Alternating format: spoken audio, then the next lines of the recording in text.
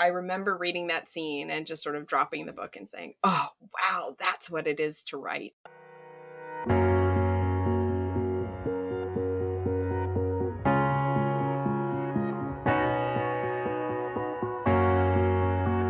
Welcome to Tales with the Sales, where we discuss stories that matter because you are living one. I'm your host, Jane DeSales. I'm a writer, poet, and storyteller. It is my pleasure to introduce you to authors as we explore how fiction impacts our lives and culture. My guest today is Eleanor Bourg Nicholson. She writes fantastic fiction, including her novella, The Letters of Magdalen Montague from Chrism Press, and her Gothic novels, A Bloody Habit from Ignatius Press, and Brother Wolf, available from Chrism Press. A former assistant executive editor for Dappled Things, she is assistant editor for the St. Austin Review, as well as the editor of several Ignatius critical editions of the classics. Her work has appeared in the National Catholic Register and Touchstone, as well as First Things and The Catholic Thing. The resident Victorian literature instructor at Homeschool Connections, Eleanor, with her husband, homeschools their 5 children. By night, she reads the Victorians, writes Gothic novels, and cares for small children. Fun fact, she has an extremely low tolerance for scary books and movies. She's still petrified of the speckled band and won't sleep in a room where the bed is under a vent.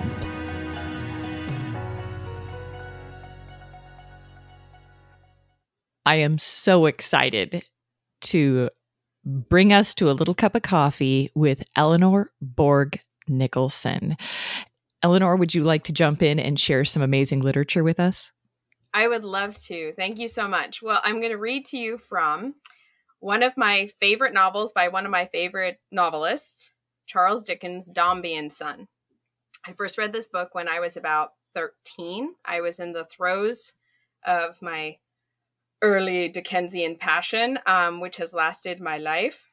And a quick warning for those of you who don't love Dickens, I married a man who doesn't love Dickens. You can still be a worthwhile, lovable, valuable person and have absolutely no taste. So the scene I'm going to read to you from Dombey and Son, which it was written, serialized in 1846. The plot centers around a very proud rich man, Mr. Dombey. He's the owner of a shipping firm, and the whole novel is about transforming him from a heartless, vicious, unfeeling man into something redeemable. And this particular scene is when he is pursuing the villainous Mr. Carker, who not only cheated him, but ran away with his wife. So Mr. Dombey's chasing down Mr. Carker, and we're seeing this from Mr. Carker's perspective. Mr. Carker is fleeing, and he is, at the present moment, he's completely devoid of sleep because he can't escape from the nightmare of being chased. He's also fixated upon trains because he's traveling by train. Trains are new, they're loud, they're big, they go fast, and in his sort of nightmare, alcohol rattled condition, he's pretty darn terrified. So, how long he sat, drinking and brooding, and being dragged in imagination hither and thither, no one could have told less correctly than he. But he knew that he had been sitting a long time by candlelight when he started up and listened in a sudden terror. For now, indeed, it was no fancy. The ground shook, the house rattled, the fierce, impetuous rush was in the air. He felt it come up and go darting by, and even when he had hurried to the window and saw what it was, he stood, shrinking from it, as if it were not safe to look. A curse upon the fiery devil, thundering along so smoothly, tracked through the distant valley by a glare of light and lurid smoke, and gone. He felt as if he had been plucked out of its path and saved from being torn asunder. It made him shrink and shudder even now, when its faintest hum was hushed, and when the lines of iron road he could trace in the moonlight, running to a point, were as empty and as silent as a desert. Unable to rest and irresistibly attracted, or he thought so, to this road, he went out and lounged on the brink of it, marking the way the train had gone by the yet smoking cinders that were lying in its track. After a lounge of some half hour in the direction by which it had disappeared, he turned and walked the other way, still keeping to the brink of the road, past the inn garden, and a long way down, looking curiously at the bridges, signals, lamps, and wondering when another devil would come by. A trembling of the ground, and a quick vibration in his ears, a distant shriek, a dull light advancing, quickly changed to 2 red eyes and a fierce fire, dropping glowing coals, an irresistible bearing on of a great roaring and dilating mass, a high wind and a rattle, another come and gone, and he holding to a gate as if to save himself. He waited for another, and for another. He walked back to his former point, and back again to that, and still, through the wearisome vision of his journey, looked for those approaching monsters. He loitered about the station, waiting until one should stay to call there, and when one did and was detached for water, he stood parallel with it, watching its heavy wheels and brazen front, and thinking what a cruel power and might it had. To see the great wheel slowly turning, and to think of being run down and crushed. Then he continues in his disordered sleeplessness, pacing and pacing and pacing, can't sleep, goes back out to the train platform. The air struck chill and comfortless as it breathed upon him. There was a heavy dew, and, hot as he was, it made him shiver. After a glance at the place where he had walked last night, and at the signal lights burning feebly in the morning, and bereft of their significance, he turned to where the sun was rising, and beheld it in its glory as it broke upon the scene. So awful, so transcendent in its beauty, so divinely solemn. As he cast his faded eyes upon it, where it rose, tranquil and serene, unmoved by all the wrong and wickedness on which its beams had shone since the beginning of the world, who shall say that some weak sense of virtue upon earth, and its reward in heaven, did not manifest itself even to him? If ever he remembered sister or brother with a touch of tenderness and remorse, who shall say it was not then? He needed some such touch then. Death was on him. He was marked off from the living world and going down into his grave.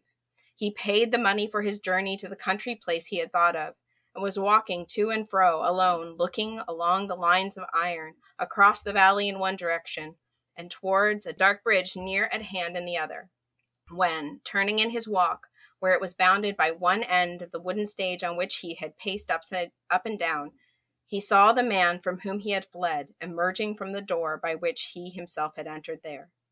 And their eyes met. In the quick unsteadiness of the surprise, he staggered and slipped onto the road below him. But, recovering his feet immediately, he stepped back a pace or two upon that road to interpose some wider space between them, and looked at his pursuer, breathing short and quick. He heard a shout, another, saw the face change from its vindictive passion to a faint sickness and terror, felt the earth tremble, knew in a moment that the rush was come, uttered a shriek, looked round, saw the red eyes, bleared and dim in the daylight close upon him, was beaten down, caught up, and whirled away upon a jagged mill that spun him round and struck him limb from limb, and licked his stream of life up with its fiery heat, and cast his mutilated fragments in the air. When the traveler, who had been recognized, recovered from a swoon, he saw them bringing from a distance something covered that lay heavy and stiff upon a board between 4 men, and saw that others drove away some dogs that sniffed upon the road and soaked his blood up with a train of ashes. Okay, that was one of my favorite scenes in this very beautiful book. It really struck me and speaks to probably my very weird fascination with, let's call it literary violence. Literary violence that has a redemptive point to it. Because here, not only is it the judgment of doom on Mr. Carker, but it's so vivid, that moment when Mr. Dombey sees Mr. Carker and his vindictiveness. He doesn't change to become a redeemed man, but he pauses in his proud, seeking of this man whom he wants to kill because of what he's done to his pride, and he turns sick. So he becomes more human because he sees violence about to be wreaked on this man whom he hates. So anyway, and the mutilated fragments, nobody does or very few people do violence like Dickens does, so that it's vivid and it's just incredible, but not disturbing or gritty or graphic. It's just grotesque. Well, it communicates something to our senses without invading our imagination. Mm-hmm. I have never had a nightmare from reading something in Dickens, and I'm very easily scared. True story. So I don't like to be disturbed. Dickens does not disturb me. So you said you read this around the age of 13. Is that correct? Yes, I was first introduced to Dickens at 11. I read Great Expectations and wrote a book report entitled Why This is the Worst Book Ever Written. And then it took my mother 2 years to get me to read Dickens anymore. And then I couldn't stop. But yeah, no, I hated Great Expectations with every fiber of my 11-year-old being. But I got over it. And yes, Dickens and I are very, very close. Do you like Great Expectations now? I appreciate many things in it and find it very amusing. If I had to classify all Dickens novels, it would be in the second tier, in those I love. So there are some I love much more. I read Great Expectations and find it edifying, but for delight, I don't necessarily reach for it. Not first, anyway. Well, and I know I feel that way about some of my favorite authors, that there's some books that you could read over and over every year and just cherish and relish, and other ones where you're like, I just don't want this one. That's actually how I feel. I really enjoy Jane Austen, but I cannot stand Emma. Oh, how interesting. Is it Emma herself? Is it just the character arcs? Is the lack of action? There isn't a lot of action in Emma. It's let's plan a party for 4 chapters. I can't stand her character. And so I haven't bothered to read it again because I'm very much about character-driven stories. And if I can't strongly sympathize with one of the main characters that's introduced nearish to the beginning of the story, then I have a hard time getting into it because I'm like, I don't care about these people, so it doesn't matter what the plot has. No, that's true. That's true. I actually just taught Great Expectations to my students. And their biggest struggle was they didn't like Pip, which is understandable. So he's a very unheroic hero. So it's like at the end I said, what is this plot about? And one of them said, it's about a boy who does nothing but has things happen to him and he never gets over his high school crush. And I thought, yeah, okay, I can see that.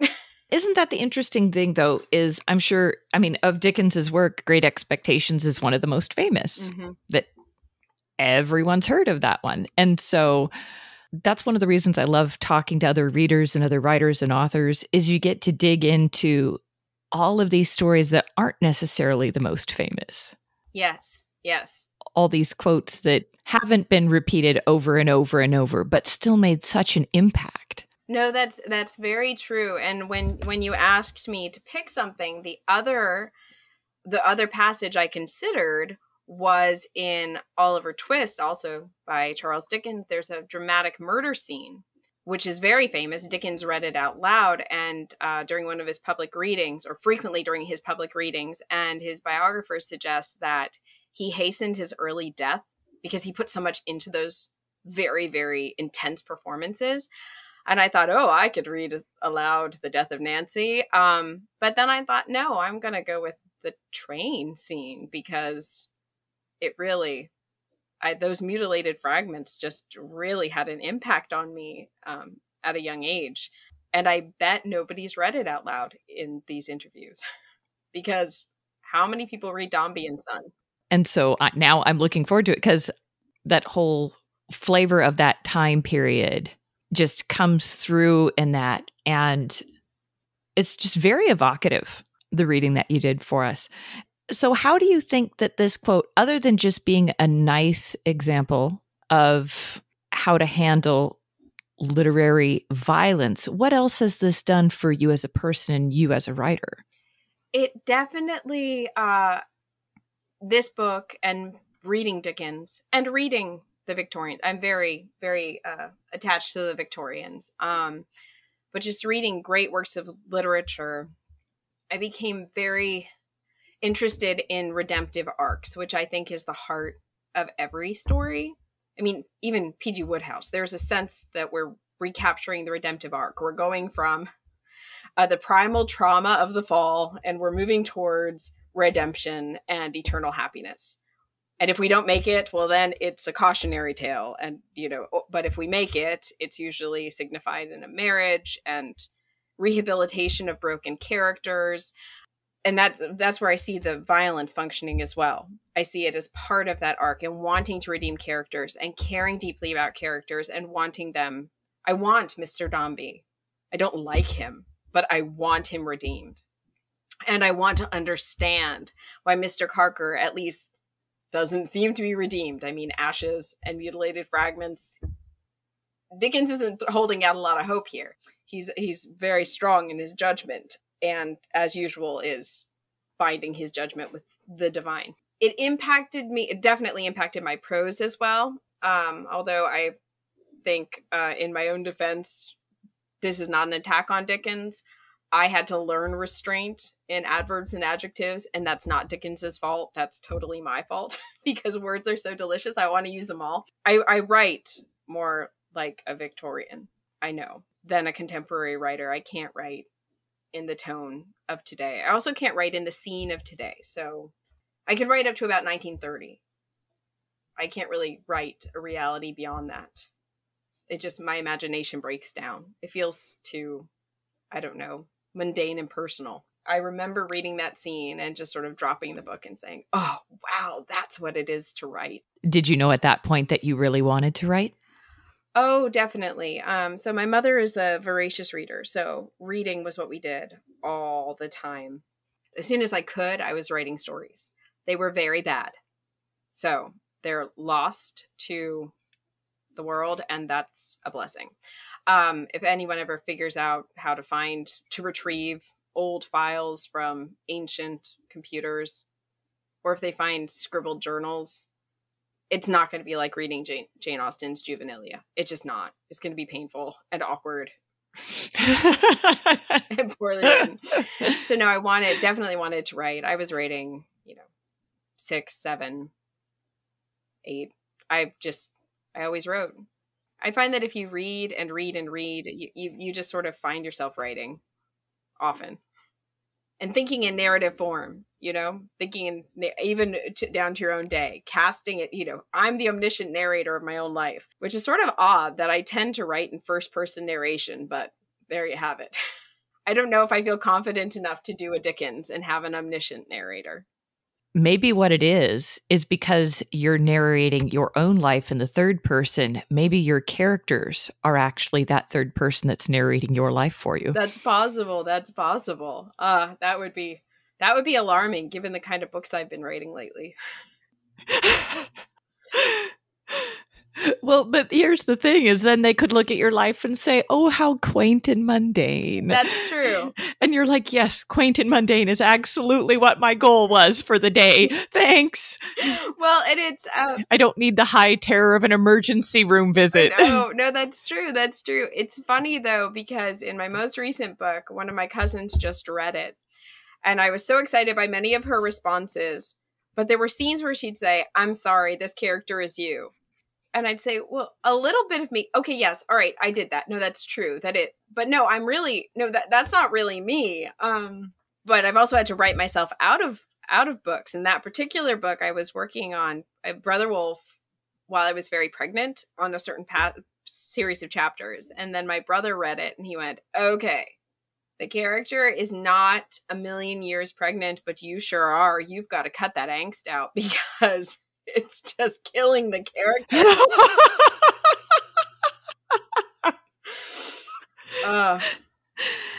And I'm assuming this is more than likely the protagonist of Brother Wolf, Athena. Yes. Because I have a hard time seeing some of the male religious as the angsty pregnant women. That is true. That is true. Although it's funny, I know beforehand we were talking about, or just a minute ago when you were talking about Emma, relating to characters or not relating to characters. Initially, Isabel was my narrator. And she was driving me nuts. I couldn't write it. I couldn't write it. She was driving me nuts. It was just, she was so obnoxious. She was a terrible narrator. So, yeah, I fired her. Well, and that makes sense to me because, like, for our listeners, Isabel's character is rather cold and detached from the world. And it would be hard to create a voluptuous, delicious, sensorial story. Not impossible, but much harder when your narrator cuts off all of the evocative notions that are happening around her. That would be really hard. Well, and add to that I wanted Isabel to have, or rather, it makes it sound like I had control over this, which I'm an author. I don't. Isabel she had inner torments, inner things that had to emerge in tiny bits and gasps, constrained by her, repressed by her. And if you have someone going around narrating and having these ill-repressed, angsty, it just gets really tedious and not interesting. It wasn't funny. I have to be able to laugh. Isabel was not funny. But it's the same reason why with my first Gothic novel, Bloody Habit, I had to have a narrator who was not the vampire slayer, because my vampire slayers are matter-of-fact Dominican friars. They confect the Eucharist every day. The preternatural doesn't worry them. Well, but if they're not worried, my reader won't be worried either. So I need someone who's freaking out. Where's the tension? Exactly. That makes good sense to me. And I haven't had the opportunity to read Bloody Habit, but I can tell you that it got glowing reviews from one of my friends who is incredibly well-read and has a master's in theology. So, she just was ecstatic over it and called me to tell me about it before she even knew that I was going to be interviewing you. She's like, "Oh, you have to read this book." She was very excited. And that's the thing is, the voice comes through so clearly. I'll say it again. I read Brother Wolf and it was a delicious book. The voice, the language, the story, the characters, and it was so vividly imagined that it reminded me when I've been describing it to people, and I hope that you like this analogy that I made. I likened it to the movie The Mummy with Brendan Fraser. I love that movie. That movie is so hilarious. But it's got this adventurous romp. It's got a smattering of romantic tension, lots of the spicy kind of dangerous monster type ideas in this backdrop of place and time that just immediately transports us. And so that's how I saw your book, is not a literary form of that, but that same brain flavor, shall I say. No, that's very flattering. Very flattering. A great analogy. And I think literary romp, preternatural adventure, it's probably closer to the thrillers of Agatha Christie, which I've been on a re-embracing Agatha Christie streak right now, mostly because I had a baby this summer. So when I have a baby, I read murder mysteries. It's what soothes me. But same reason I love Dracula. It's the same. It's that mixture of, I hope, depth, but also just fun. And here's my confession. I have not read Dracula. Ooh. I haven't. And I started reading Frankenstein, and I got through the introduction that talked about Mary Shelley, and I got through the first couple pages. I'm like, I don't want to read this. So I'm a horrible person. No, the thing with, as far as some literature goes, the thing about Frankenstein is it's a fascinating novel. I wouldn't say it's fun though. If when I get to heaven, we hope and pray, Percy Bysshe Shelley, Mary Shelley's husband, is there, I will rejoice. And then I'm going to kick him in the shins really hard because I can't stand him, and I feel like he needs a kick in the shins. Dracula is very different. Dracula is an outrageous story told by this Irishman. You get this feeling that Bram Stoker, who was his day job was he was the manager of a theater for one of the greatest actors of the period, Sir Henry Irving. You get this idea that he's just spinning a wild Irish yarn and putting a cast of thousands on the stage. By the way, Irving said that Dracula was rubbish. It's so much fun, but it's a mixture of unintentional hilarity and terrifying moments. I find that I laugh through Dracula and then I get creeped out. There was a famous response. I don't remember if it was in The Spectator, in some periodical, where someone said, you're going to laugh at this. It's outrageous. It's in pieces, but I defy you to read it late at night. You'll look for spiritual consolation and, pull your shirt up, cover your neck a little bit and make sure that you're not going to get assaulted. So even as you're laughing, it's going to creep you out and get under your skin because it's just outrageous, but just brilliant at the same time. Oh, I can't wait to read it. Because that same friend that gave the glowing review to your book, Dracula, is one of her favorite books. And she was telling me, oh, you've got to read it. I'm like, but I didn't like Frankenstein. She's like, neither do I. Yeah. It's okay. Read Dracula instead. Yeah. And so do it. And I think it shows what a powerful piece of literature it is, that it can give you this rush of contradictory emotions all at once. And the impact that it seems to have on the people who've read it. And even the lore around it has impacted those of us who haven't read it yet. Yeah, it's very interesting. Now, knowing what impact Dracula had on you, what impact are you hoping that your literature has on your readers? Well, it's an interesting question. It takes me back to classical questions about what is the purpose of literature? What is the purpose of art? Plato, Aristotle, they all, argued about it a little bit. Is it supposed to instruct? Is it supposed to edify? Is it supposed to delight? I want it all. I would love to have, elements of my novels that spark interesting ideas and interesting conversation. I would like them to say something true about what it is to be human. But I also really would like it to be fun, delightful, because I like to be delighted. I went through a period where I was reading all the capital S significant texts. I did. I printed off a list and I read and read and read and read. That was my high school. It's not that I reached saturation on things significant, but I found that I was more deeply moved by significant things if they also gave me joy. That didn't mean a happy clinch at the end, although that was one of my major issues with Great Expectations. Although a clinch just wouldn't work. It just wouldn't work in that novel. And maybe it's more that it wouldn't have worked that made me upset.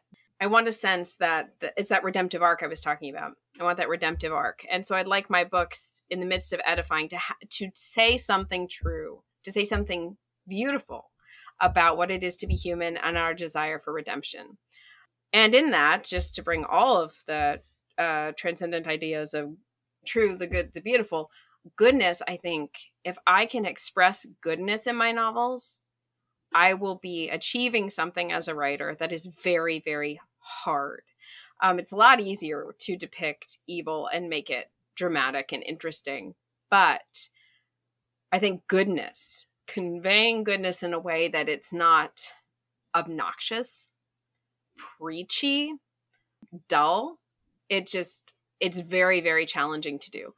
And I think very few authors are able to carry it off or bother to. I think Dickens does, but the way he does it is by embracing the humor and being a little bit ridiculous and over the top. That's what P.G. Wodehouse does. Jane Austen conveys goodness. Tolkien conveys goodness. These are many of my heroes. And in my novels, if I can express goodness in a way that's not cloying, that will give me a great deal of satisfaction as a writer. I think you do accomplish that, looking at some of the characters from the book, from Brother Wolf.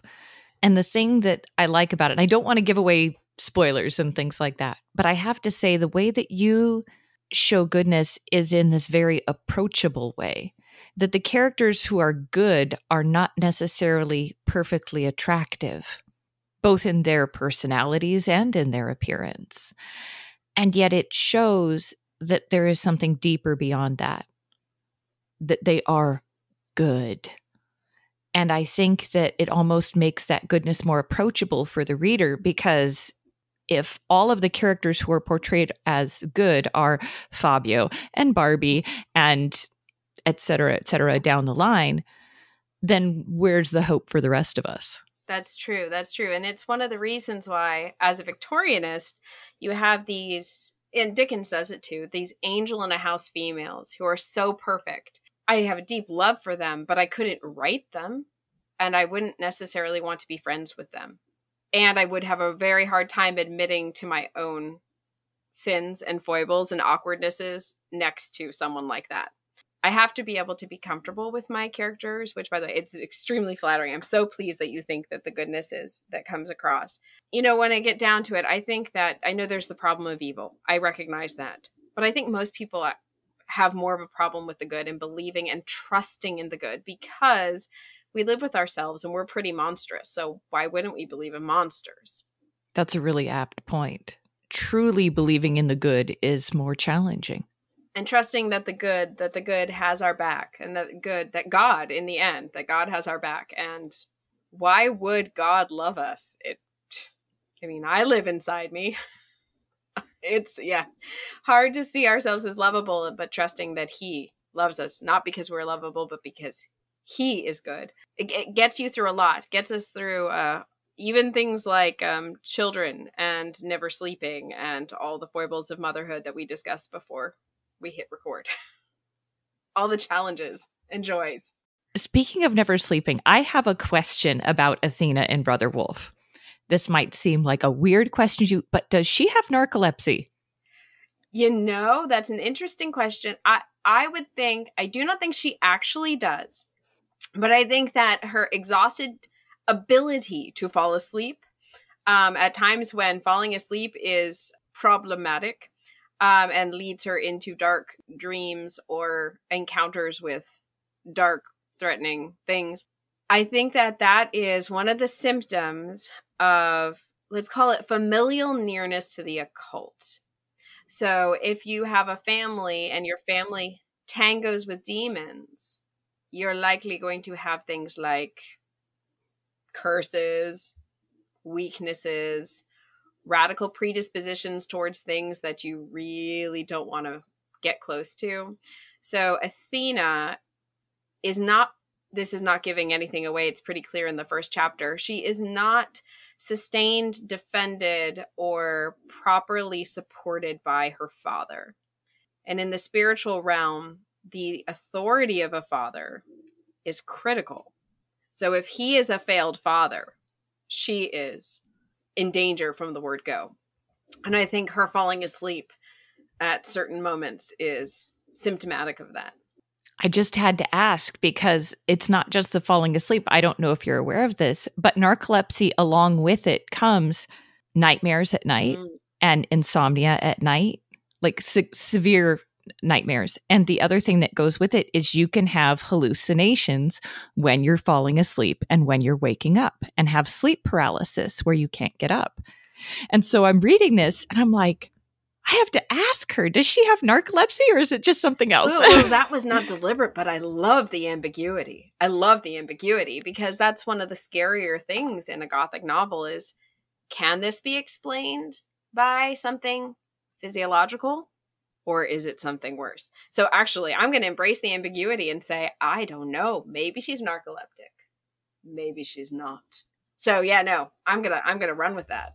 Well, and it could be both. Exactly. It could be both, that these could be hallucinations that are also a spiritual encounter, because it doesn't seem as if she's actually like physically present. Anyway, we're going to give spoilers if we don't stop. But I think you've made a very important point. And there was another scene, and I won't go into that one, because when my husband read it, yes, my husband only reads my books after they're published. In any case, he when he read this one scene, he came to me and he said, was that preternatural, or was that a natural occurrence, or an occurrence by an accident? And I said, I don't know. And he said, well, it could be both, because why wouldn't evil work through natural means whenever it can? So it's sort of like, why wouldn't the devil just sort of pour a little gasoline on a radical predisposition towards sin? Or say you have an alcoholic. Why wouldn't the devil just help the alcoholic on his way and until he, dies? This is something Father Thomas Edmund Gilroy says many times in Bloody Habit, and I'm pretty sure he says it in Brother Wolf as well. Satan doesn't want to do something dramatic, because if you do something too dramatic, people might wake up and say, hold the phone, evil is real, maybe I need God. Instead, why not just help man on his merry way to destroy himself? So yeah, I think you can embrace the ambiguity and say evil operates both ways. And wherever it can, it just adds more pitfalls to the path you're already on. It's all just so saucy. I really enjoyed this book. Obviously, I've shown my ignorance as far as the horror genre is concerned up to this point. And so I was surprised how into this book and how beautiful this genre could be. I was like, I didn't know that horror and beauty could be coexisting in a book. But I think a lot of it gets to what you were talking about when you read us the Dickens passage, in that the way that you write within this genre isn't meant to be as livid and graphic and disturbing as possible. That violence is used as a tool to express deeper meaning in the story, it seems. Oh, I definitely hope so. And it's one of the reasons that even the classification horror, it feels, I understand it, but I tend to say Gothic instead, which is more, it's older. To say, oh no, let's go back 100 years. Because when I think horror, I think of slasher films and movies I can't stomach and books that I wouldn't read, because they become a little bit nihilistic and violence for violence's sake, and they alarm me, and they unsettle me, not in a way that is me being, scraped a little raw so that I can look more deeply into myself, but just making me sick to my stomach. My husband can handle more grit than I can, and I can't. Even some old noir movies I can't handle, because I say, all right, that's just a little bit too gritty for me. But in the Gothic, as it emerged, it was many things, but it was in part a reaction to the Enlightenment. So you had this hyper rational, the natural world is all it is, just scientific reason approach to reality. And then you had these writers coming out and saying, no, there's something else. And they start reaching for that something else, which of course is metaphysics and the spiritual world and everything that was thrown out by this period anyway. So they're reaching in the right direction, but don't quite make it to the beauty of the rejected understanding of the world and of who we are in reference to God. But they sort of get halfway there. So that's where I think there's a real possibility for beauty in reaction to that, with that early Gothic tradition. And Dickens also, he dabbles in the Gothic all over the place. Christmas Carol is a Gothic novel or novella. It's very Gothic. But like I said, horror today, yeah. I got to be able to sleep. I mean, when the children let me. So how do you think we fell off that cliff from what the Gothic genre has to offer into what modernly would be called horror? I think the way that the genre it started bifurcating all over the place. The mystery genre came out of this, in part, because you've got the Gothic atmospherics all over, say, Sherlock Holmes. But it's rational, but you've got the atmosphere. The sensation novel, same thing. It comes, but here, all the weirdness has to be explained away by some psychological or social reasoning. But so things are sort of spawning, genres are going this way and that. By the time you get to the 20th century, they threw out the moral understanding for most Gothic works. And if you look at, say, vampire novels in the last 50 years, it's an embrace of the evil as the vampire is the transgressive outsider. and we just don't understand him. Not a sense of we're being assaulted by evil, let's fight it. I mean, that's also drawing way back on the high romantics because they were screwy in the head anyway and saw Satan as heroic in many ways. As we've gotten further and further and further away from that Christian moral understanding, we've gotten fixated on the monstrousness. And whether we're talking about actual monsters in a horror film, or if we're talking about those slasher movies that I can't watch, it's monstrousness, focus on perversion. There's no hope. We threw out the hope because we threw out the moral understanding. I think that kind of hits the nail on the head with a lot of literature these days, is a lack of hope. Yeah. This kind of promotion of nihilism, as you were talking about. And I think it shows in how our culture is experiencing life in society right now, just with this lack of hope. Maybe that's what people are looking for when they're looking to good fiction. I think so. I think good fiction gives you a lens to understand what's in front of you. And it's one of the reasons I love the Gothic and teaching the Gothic, say to high schoolers. And I have a lot of Catholic parents who say, you know, I don't want my child reading Dracula. Isn't it about evil and demons? And I say, well, yes, but give them the tools, you know, counterbalance it with read Jane Austen and learn about goodness, but also understand how to fight evil and give them the tools and the appreciation for that redemptive art in a healthy way, because these other books will speak to, most books today, they'll speak to disorientation, they'll speak to a feeling of fatherlessness and not relating to the world, not relating to the people around you. It's very lonely. You're very isolated. And so many of the books today, which I will admit I rarely read, I'm very, very selective about what I read that comes out today, and tend towards good Catholic fiction, or someone like Tim Powers, who is a Catholic novelist who actually writes in the mainstream and writes outrageous and brilliant supernatural thrillers. Those other books, it's just one tormented soul's very boring struggle for identity, and he or she makes it. And then it's another tormented soul's desire to make it, and he or she doesn't. It just really, it feels navel gazing to me, and it's boring. I'd rather have a cast of thousands. I'd rather have a Dickens character run down by a train. I'd rather, you know, something, because I will be able to I'll be able to glean something and take it back into my thankfully humdrum little life and be edified and be able to laugh when my toddler takes off his diaper and paints the wall with its contents, or more happily, when my children are reading great literature and having deep feelings about the characters. It just like, oh, this is joy, and we can relate and we can talk about this. And it's not angsty, boring self-examination that's not really self-examination, because if you stare at yourself long enough, your eyes are going to cross and you're not going to be able to see anything. Well, and the other thing about it is it shows how shallow it is, like we were discussing about your experience when you read Dracula, that you have all of these feelings simultaneously and that you're pulled in a bunch of different ways, and your brain and your psyche and everything, your world is stretching. Mm-hmm.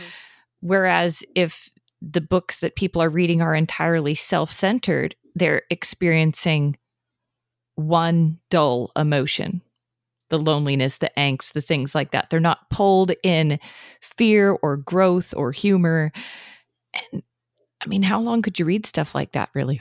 It's just mind-numbing. I wish I had. I should have brought it with me. I should always have it for an interview. C.S. Lewis's Experiment in Criticism, which really blew my mind. I stumbled on it a couple of years ago, but the final quote he talks about, when he reads, he sees with myriad eyes. He experiences so many different realities and becomes more completely himself.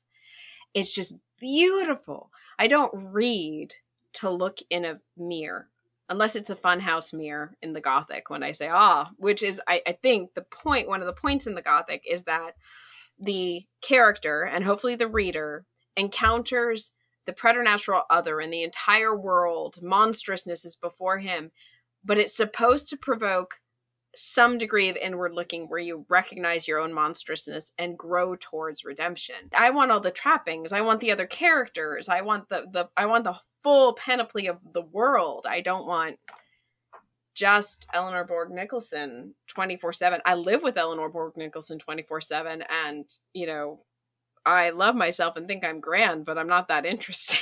Certainly not that interesting to me. Oh, what a fantastic reflection on that. Is there anything that you do to help yourself along with the creative process that really gets you going when you're writing these novels, other than being in the throes of long pregnancy? What I do is when I'm writing, I turn to my first and my most dedicated reader, who's my mother. And I'm constantly handing her things saying, here, read this paragraph and get excited and talk to me about it. My mother and my baby brother, they're my first readers for everything. And it's bouncing ideas off them. With Brother Wolf, I should have said it wasn't just my baby brother who said there's too much angst. They actually staged an intervention on me. They arrived at my house late at night, walked in, sat down and said, we have got to talk about the first 10 chapters because there's a serious problem here. And it makes me so excited. And oh my gosh. It makes me so happy because then I go, you care about these characters. I've made something real. And then I have moments of, what do you mean I'm not perfect? And then we go in the creative process and the debate and the conversation and the no, you need to go deeper and no, there's a problem here. And this character makes no sense. It grows in this sort of, in this conversation, in this, three-way dialogue. And my mother even said, we've been talking to you about this. And we finally reached to the point where we just had to stop you because you're ruining Athena. And we're really mad about it. Literature lives. I live and breathe literature. And I look forward to the day when my children are a little older and my eldest will be brave enough to read my books. She's only 9. And I wouldn't let her read Dracula yet. So she can't read my books either. But because she'll come and say, Mommy, in your book, have you thought about doing this? I say, well, no, I haven't, but let's talk about it. It's a family project. It's probably how they put up with me when I get into the throes of character development. Sleep deprived character development. It's alarming. That is just such a beautiful image of the community that's coming around you to make this creative work. Thank you so much for sharing that image with me. I love fostering that creativity in kids, like what you're talking about, and seeing where their ideas are going. And I know my oldest is almost 8, will be 8 when this show airs. And she told me she wants to write a novel too. I'm like, go for it, honey. We'll go to the dollar store. We'll get you a little notebook and absolutely, you write your novel. In a way, you were talking about, getting rid of the dross of what your writing was when you were a child. But at the same token, would you be where you are today without those years and years of experience writing and getting better? Certainly not. Certainly not. And when I teach, I tell my students, even with literary critical papers, I, for years, threw out or revised 70% of what I wrote. Being willing to grow from what you've written and to write something and go, this isn't it, and set it aside. This isn't it, and just keep writing it's a reminder that as awesome as it is when a book is in print, and it is awesome, it's so much fun. It's such a trip. That can't be why I write, because that would be depressing. But also it's just, I write because it's a way that I find myself expressing things, telling stories that are in my head. And that the most fulfilling thing is if, for example, your daughter writes her novel and she shares it with you. That's what's exciting. Right before I came down for this interview, our eldest was following me saying, well, I wrote a story for Daddy to read at bedtime to the others. Well, she got we're those dweeby parents. She got a typewriter for her birthday. So she typed it meticulously out.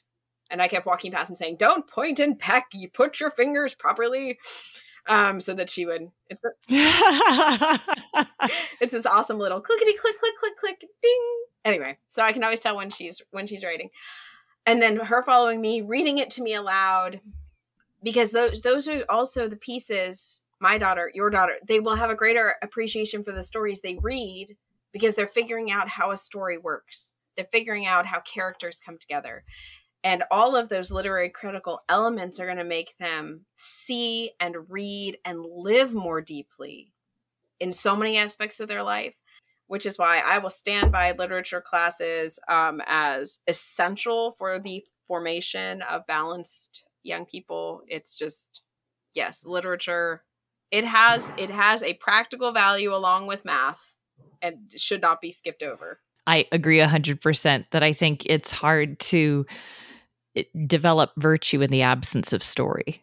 Yes. You know, I have a friend who we were in graduate school together, and she had me come into her class and talk to her students so they could meet an author. I was talking about it, and then I said, well, let me just ask, how many of you want to be writers? Not a single one. And I said, okay. How many of you are into sports? Every hand goes up. And I said, oh, okay, we'll use this as our analogy. How will you perform on the field if you don't train? How will you perform on the field if all you do is eat donuts the night before?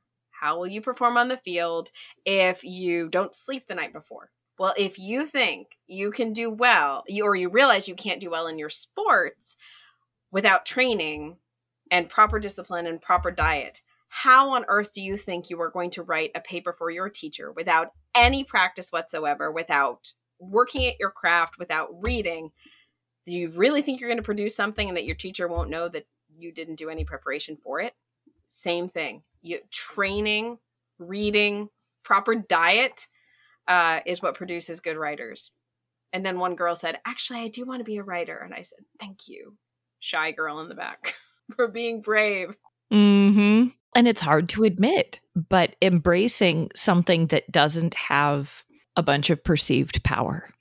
It likely will not earn you a lot of money or notoriety or any of these things to admit in front of a group, especially when you're the shy, nerdy kid in the back that probably wears glasses. That was me in the back of the room.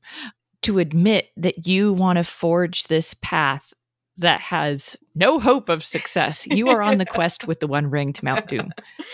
Yeah. And yet you are on the quest. Yeah.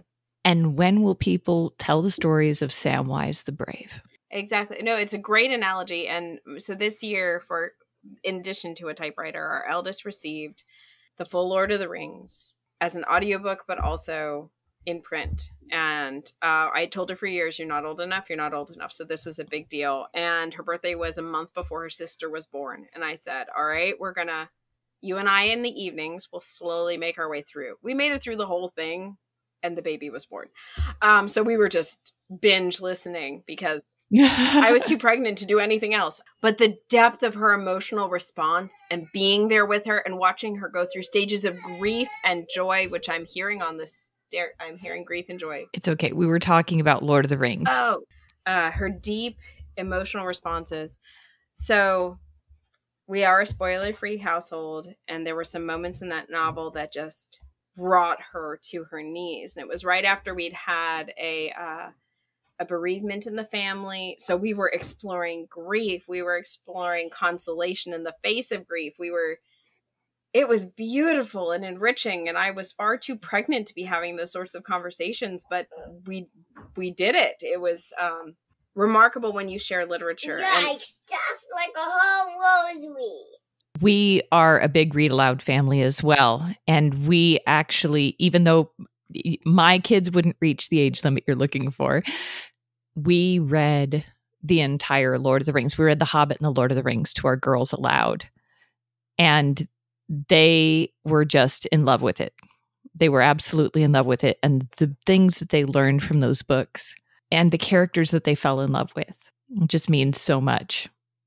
And I know that the story where we had kind of a bereavement type of situation that was reflected in literature is when we were reading all of the Little House books. And there is the loss of a pet in the Little House books. And it was right at the time where we were having to decide to put down our 15-year-old kitty who was very sick. Working through that whole relationship to literature was hard, but it's also kind of cathartic. Because then you realize that this grief, you're not alone in it, even if it's fictional characters. great works of literature also give our children the reassurance that there are tools that they can bring to bear in the face of grief, joy, the whole gamut of human emotions, that they can negotiate it towards heroic victory, which often looks like the cross, but still they'll learn how to recognize it. There's a reason our Lord speaks to us in parables. We respond to stories because they teach us and guide us, because life is hard and we need narrative to have it make sense and how to get through from the beginning of the story to the end. What work do you have coming up in the future? Well, I am playing with early bits for another Gothic thriller following Bloody Habit and Brother Wolf. I've also been overhauling an old manuscript, which is a murder mystery, to see if I can get that. It's a completed manuscript, but it needed radical transformation. So I've been trying my hand at that. I say I'm trying my hand at that, but it comes in fits and starts. There are 5 small children in this house, and I teach and homeschool. The story comes when it comes. There are voices for new stories in my head, and just letting them continue to grow, and then the plot will come together, and then I'll say, oh wow, this is what this story's about. It's a wonderful, wonderful experience when it's happening, and like most authors, I try not to panic when I have not had enough sleep or coffee for it to happen. So, and be patient with the creative process. I don't know how there's enough of either one of those things. ever. Yeah, coffee. There's a story. I love to tell the story about Anthony Trollope, who was so prolific that he paid a servant extra every year, specifically to awaken him at 5 a.m. and bring him a cup of hot coffee. And then he would get up and he would write, I think it was 2,000 or 2,500 words. And then he would go do his day job. He worked for the post office. And then but every day he would get up, get his cup of coffee from his nice servant, and then he would go write his chunk of text, and then he'd go to work. That sounds inspirational. And the servant with the coffee, the 5 a.m., not so much.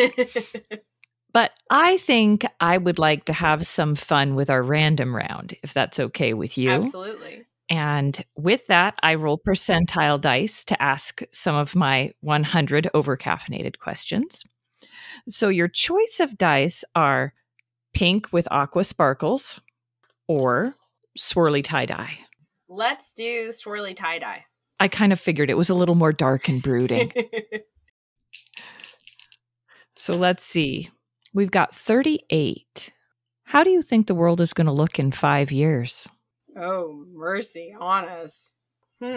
Actually, here I'm a cockeyed optimist like Dickens. I think it's going to have a greater degree of stability in things like travel, in access to many of the things that we have not been able to access in the last, couple of years. Mostly, I am thinking this selfishly because in 5 years, even though there's a strong chance, given our pattern, that I will have another child, or I don't know, I'm getting up there in age, but that it will be stable enough so I can go to England again and take a couple, if not all, the children. So I'm going to say in 5 years, it's going to be stable enough for me to travel. That's how stable it's going to be. And it's going to be beautiful. And I'm going to live in more than 1,000 square feet. This is what the world is going to look like in 5 years. It'll be beautiful. I might even have completed another book by then. It will be a time of great hope. Don't ask my husband that question, because his answer will not be optimistic. He's a frustrated idealist. That's what he is. He's a frustrated idealist. Well, it sounds like you can still be good foils to each other, that you can end up on the same side, even if he's a little grumpy getting there. He'll just say, don't read so much Dickens. And I'll say, you don't have a soul, but I love you. Let's see what we come up with next. 35. We're hitting the 30s today, apparently. What are you known for? I can dance the fully choreographed Michael Jackson's Thriller. This is, yeah. Wow. Yeah. My cousins and I, we get out on the dance floor at family weddings. I'm the one in front. And I've trained our eldest daughter so she can do it too. I feel like this should go on a resume someplace. Absolutely. Absolutely front and center. Well, and here's the thing is how apropos that you write Gothic thriller. Exactly. I mean, it had to be. It had to be. Little harder to do when at family weddings when I'm pregnant, but I have done that too. I bet that makes for some epic pictures. It really does. It really does. Actually, we had a family dance party at New Year's with all my cousins. I might have brought on labor. Not from Thriller. I think it was Gangnam Style. Yeah, it was Gangnam Style. Yep. That is so awesome. It was, yeah. So. Well, and that gives us a time frame of when this occurred as well. Yep. Let's see what we come up with question-wise now. 56. You can have coffee with any historical figure, fictional or non-fictional. Who do you pick? Oh, shoot. I would probably pick Charles Dickens, and then I would regret my decision and say, can I change that and be Jane Austen? And then I'd say, well, maybe Shakespeare. Or actually, no, so I'd get myself all in a tangle, and then I would cry. Actually, I scrap all that, because I'd love to see all of them. I would sit down with a little-known Catholic novelist named Mrs. Wilfred Ward. I would sit with Josephine Ward. Her first name was Josephine, because she was a novelist, a Catholic, the child of recusant Catholics. So they'd remained Catholic after the Reformation, and she was a mother. I would just love to sit with her and have a cup of coffee or tea. That's who I'd sit down with. Oh, now that I'll have to look her up. She sounds fascinating. The last question I ask all of my guests is, what gives you hope right now? Well, setting aside the big answer, which would of course be God, it is, I love all my children. They're wonderful. They're such a blessing. At the moment, our youngest, who is 7 months old, has the most unshakable cheerfulness I've ever seen, even after 4 other very happy babies. And that little baby's smile, even when she does things like tries to stand up and falls over and hits her head, which is what we do all day, every day right now, always trying to catch her, through her tears, she'll look at me and smile. And it's that through the tears, her, even when she's sick, you can tell that this infant is looking at her siblings and she's got a, come on, guys, keep your spirits up attitude. She is a little shining light of hope and a reminder to me when I'm, being the average mom and wanting to pull my hair out. Maybe not the average mom. We're going to pretend average mom, not subpar mom, when you're just, losing your mind. So an infant who seems wiser than I am, she gives me hope. That's such a beautiful image. And I thank you so much for sharing this time with us and knowledge of your dance skills. It's an inspiration to us all. Yeah, things that someday, would I do it in public for money? I mean, aside from family. Depends how much money actually. True story. And then I'd use the money to build a beautiful library with built-in bookcases and the ladder. The Henry Higgins ladder, the one that moves on the, yeah. Do I know the ladder? Everyone knows the ladder. I would dance Thriller in public for enough money to build that library with the ladder. I have very high goals in life here. I love it. I've really enjoyed our time together. And I hope that in the future, when you have some of your new works out, we can get together again and chat. That would be lovely. Thank you so much for having me. I really appreciate it. It's been a delight. It has. Thank you, Eleanor. If you enjoyed listening to this conversation, click on the follow button for more tales every other Tuesday. And in the meantime, read stories that matter because you are living one.